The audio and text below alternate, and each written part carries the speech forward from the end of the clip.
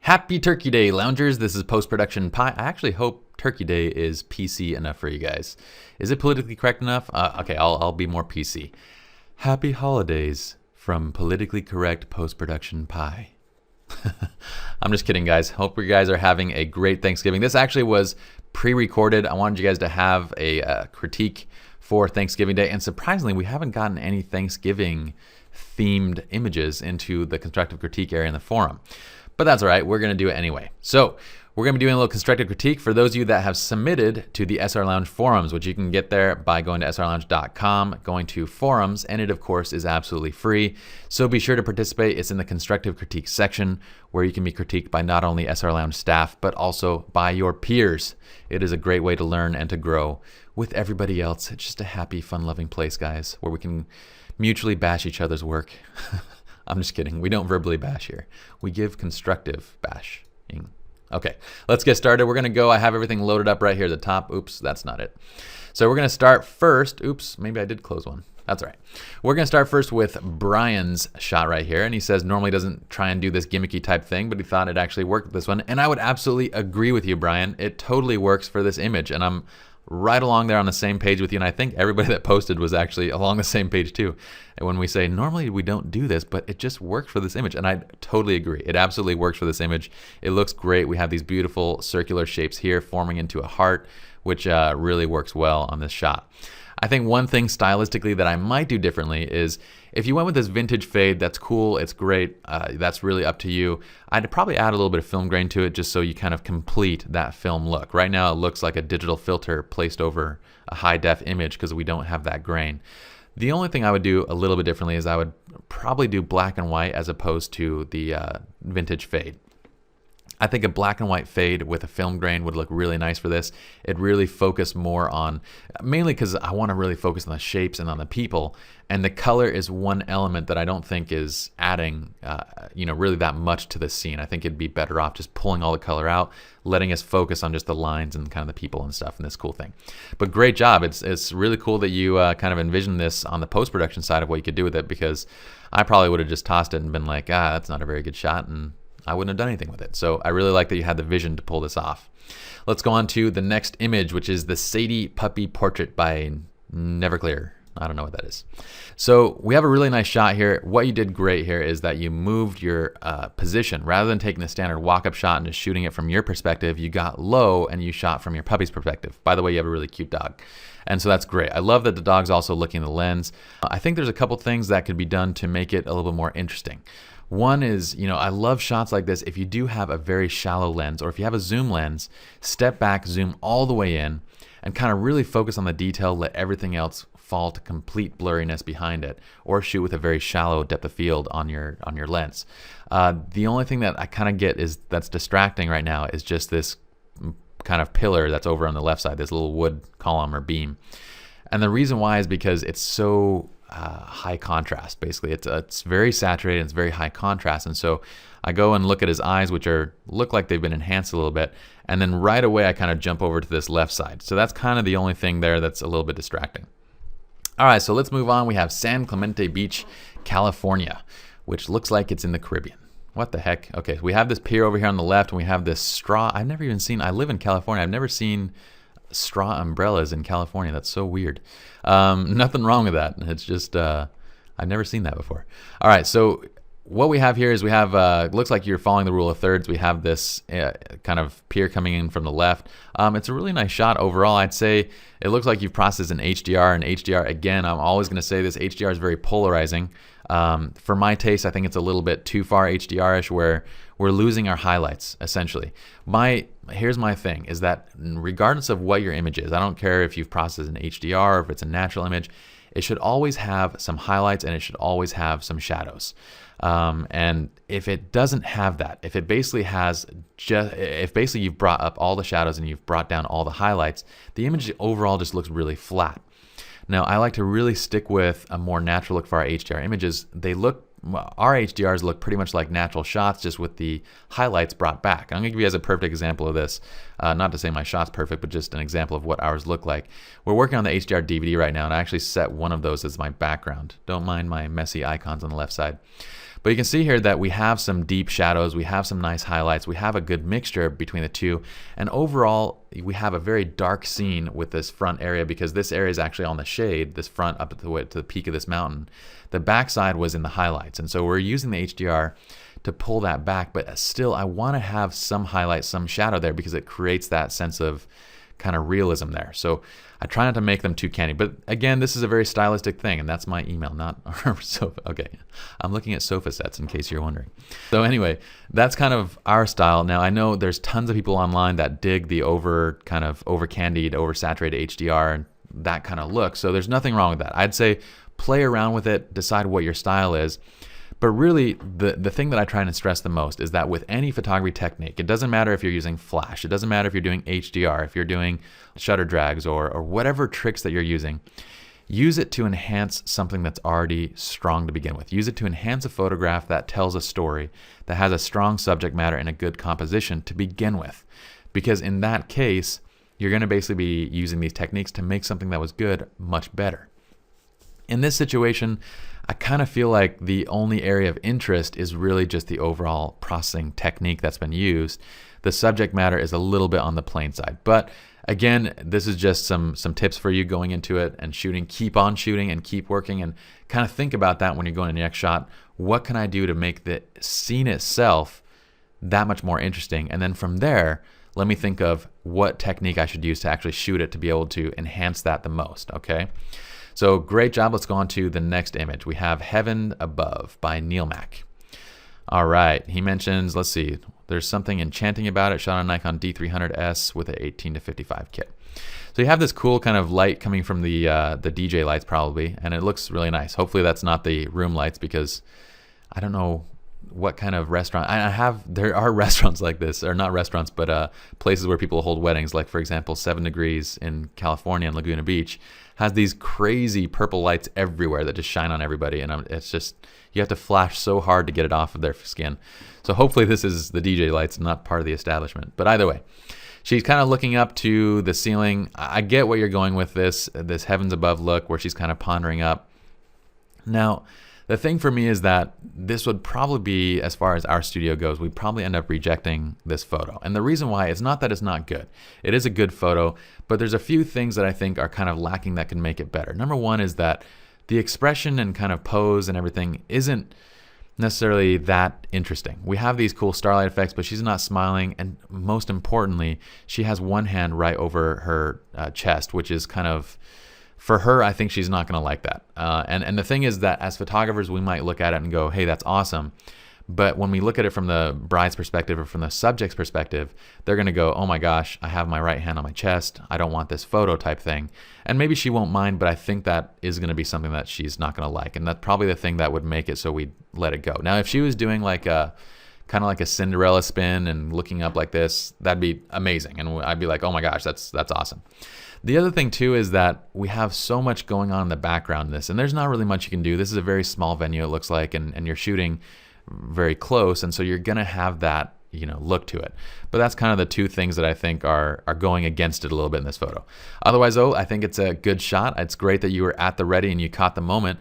The last thing is I think on the post-production side, I'd probably go with a little bit less deep shadows and maybe do just black and white instead of the split tone image here. But that's really more stylistic and preferential. All right, so good job. Keep submitting, and let's go on to the next one. We have Cheeky Smile by Katrina, Mum of 7. All right, I'm guessing that you are the mother of 7. I don't know, just a guess. Wild guess. All right, we have a really cute kid here with a great expression looking directly into the camera, and looks like he used front flash because this face has a nice soft fill all through it, probably on camera flash, and it's actually a nice look to it, and it's not bad at all.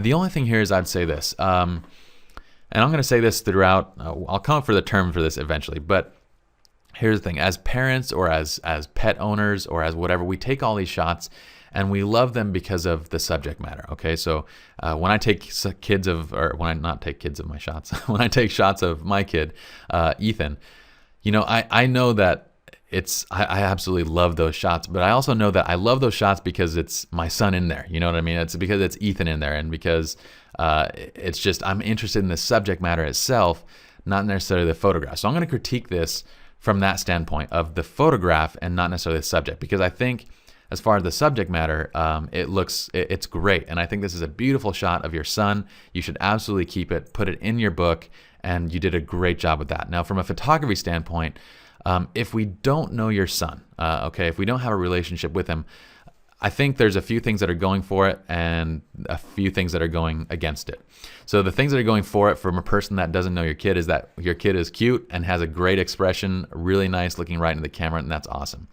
The things that I think could be better is basically like if we're doing portraits, shooting them kind of in areas where we don't have any background objects that are kind of adding clutter to the scene, shooting them with a little bit more interesting lighting, and shallow depth of field, and kind of really playing around with composition and stuff like that.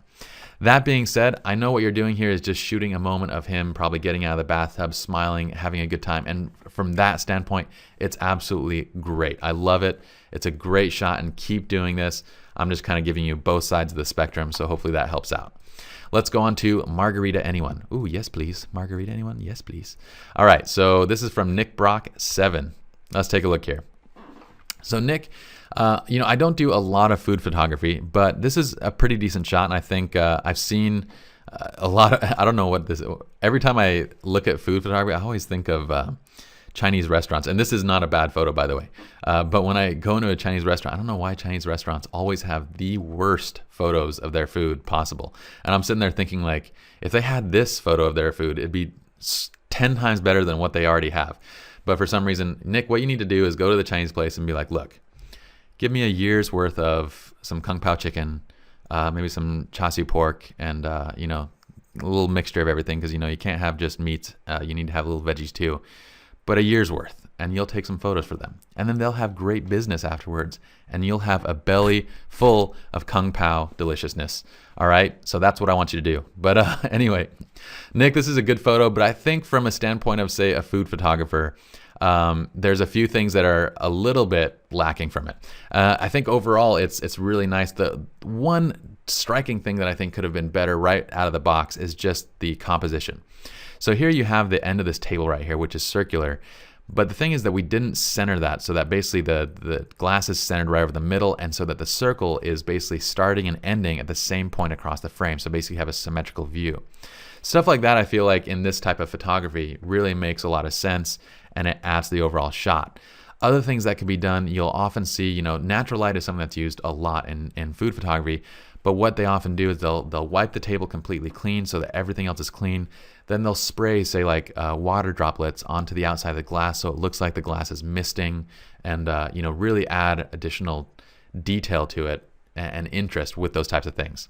Other than that, though, I think it's great. I think the other thing too is with food photography, it's always about the details, okay? And the details of this, you can see on the rim, we can see the salt is not quite perfect from edge to edge. So from, again, a documentary standpoint of shooting, a shot on a trip or just enjoying a margarita, I think it's great. From a food photography standpoint, I think there's some things that are kind of lacking that could make it a little bit more professional. But once again, take up my offer on the Chinese thing, because their photos are absolutely terrible, and this would be 100 times, if not 1,000 times better than what they already have, and you can get some delicious food out of it. It might be a little bit greasy though, based on the Chinese food that we have in this area. All right, moving on, we have Old Church Gate Screw. So looks like this was shot by Thankgiving 1975, and this was processed through Lightroom 3.6 with a 31mm macro extension tube on a 550D.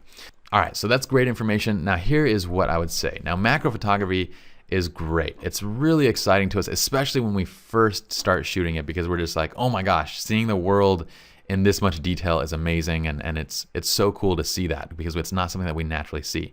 What's making this image interesting is that this is a perspective that you're not going to often see. I mean, I would assume that most of you do not go up to a rusted screw on a wall and look at it from 1 inch away. Now, the one thing I would say is that the subject matter in this shot is not that interesting. So it's kind of cool to see, okay, this screw from really close up is interesting, and it's not a bad job in processing as well. But the subject matter itself really isn't holding me to the image. It's like, okay, now that I know that it's a screw, I can move on now.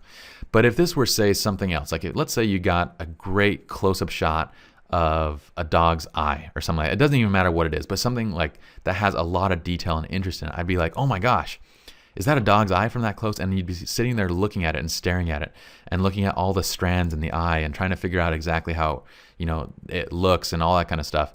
Same thing as if this were like, say, an insect. You'd be looking at all the detail, the legs, the arms, the hair. I hate insects, by the way. So if it were an insect, I'd absolutely hate it. But I'm just saying that the subject matter itself is what's lacking in this photo. Otherwise, as far as your technique of shooting it, composition, everything else is totally fine.